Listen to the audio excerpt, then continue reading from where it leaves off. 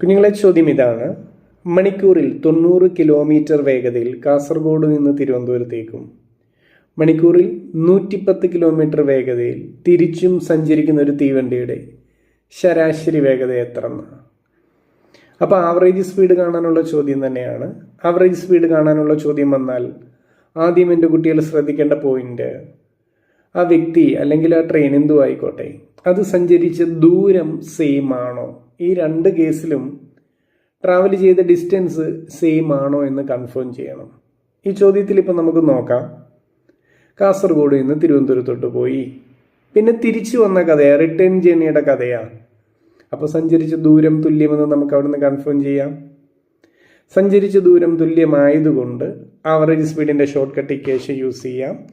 രണ്ട് വേഗതകളെ എക്സ് എന്നും വൈ എന്നും തൽക്കാലം കൺസിഡർ ചെയ്താൽ ആവറേജ് സ്പീഡ് കാണാനുള്ള ഇക്വേഷൻ എൻ്റെ കുട്ടികൾക്ക് അറിയാം. ഇക്വേഷൻ മറ്റൊന്നുമല്ല, 2xy divided by x plus Y.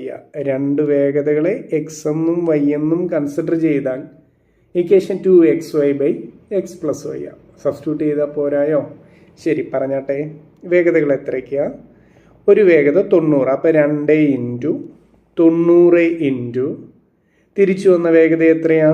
110 divided by താഴെ എന്താ വരിക? X plus Y. വേഗതകളെ തമ്മിൽ കൂട്ടി താഴെ എഴുതണം. 90 110 കൂട്ടിയാൽ എത്രയാ? 200 200 ഞാൻ അങ്ങ് എഴുതിക്കോട്ടെ. അപ്പം താഴെ 200 വരും. ക്ലിയർ ആയോ? ക്യാൻസലേഷൻ ഒന്ന് ശ്രദ്ധിച്ച് എൻ്റെ കുട്ടികൾ. ഈ പൂജ്യവും പോവും, ഈ പൂജ്യവും ക്യാൻസലാവും, ഈ രണ്ടും ക്യാൻസലാവും. പെട്ടെന്ന് തന്നെ എല്ലാ വാല്യൂസും അവിടെ ക്യാൻസലായില്ലേ? ബാക്കി എന്തു വന്നു? ഒരു 9 വന്ന് 11 വന്ന്. 9 ഗുണം 11. നമ്മുടെ ആൻസർ 99 കിലോമീറ്റർ പെർ അവറാണ് ആ വ്യക്തിയുടെ അല്ലെങ്കിൽ തീവണ്ടിയുടെ ശരാശരി വേഗത എന്ന് പറയുന്നത്.